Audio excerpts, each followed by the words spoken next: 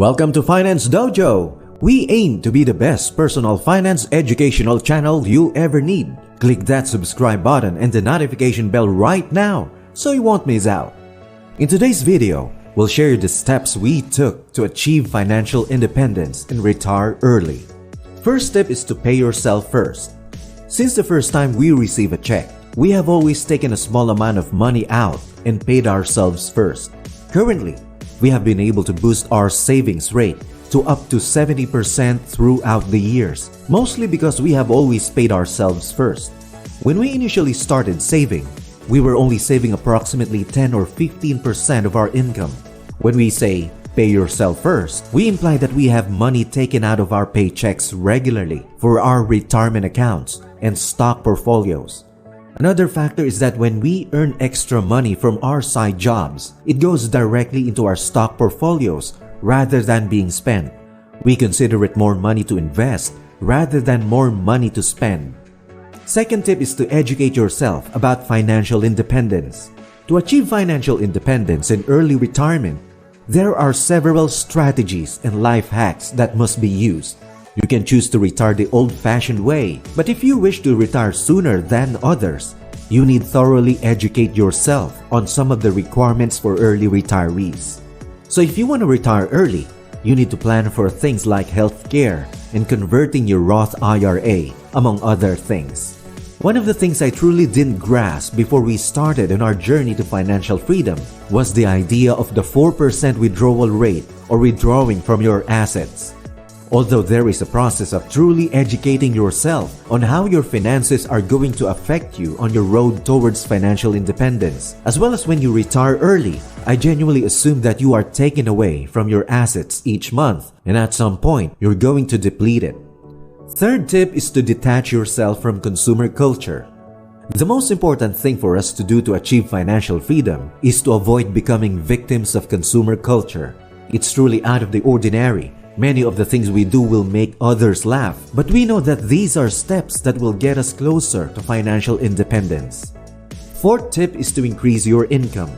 If you have a full-time job, you can do things there to perhaps make more, like apply for a promotion. But we are big on side hustles. It's crucial, since it provides you with a second source of income to start with. A side hustle is essential since it acts as your backup plan, and we firmly believe in having more than one source of income. The great thing about a side hustle is that even if you do retire, you won't stop working altogether because a side hustle is typically something you like doing. You can keep doing a side hustle and earning money from it. Our preferred side businesses are those that bring us passive income. By creating videos or even by teaching a course, you can reach financial independence more quickly by developing a second source of income in addition to your employment. Fifth tip is to cut back on your small expenses. We constantly review our budget's expenses and identify any tiny areas where we may reduce spending because these seemingly insignificant costs quickly pile up. These have now amassed quite a bit. For instance, by switching insurance providers, we are now saving an additional $50 per month. When we advise people to consider their small expenses, we point out items like insurance. Look at your insurance, recurring costs like memberships or subscriptions, anything you might not necessarily use that can be reduced, as well as stuff like insurance that you do use that can be reduced, and look for further methods to save in that area. Those are small expenses. Sixth tip is to find ways to cut costs on your big expenses. Housing, travel, and food all come with higher expenses.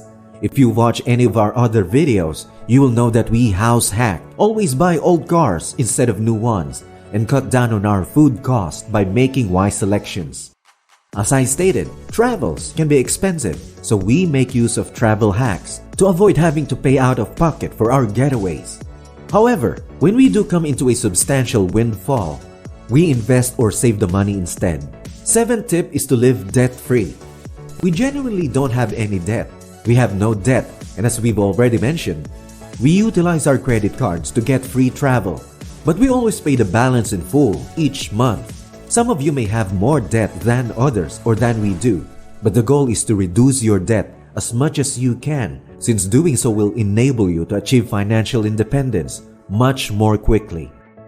We've spoken a lot about investing, and when you invest, the power of compound interest helps your investments grow. However, if you have a lot of debt, compound interest may work against you. Paying down your debt is important since it will increase faster than your investments if you have debt with a high interest rate. 8th tip is travel and credit card hacking.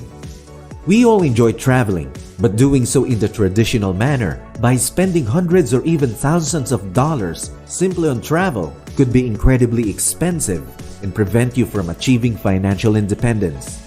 We've discovered a technique to travel for free using credit card hacking, which allows us to avoid paying for travel expenses entirely.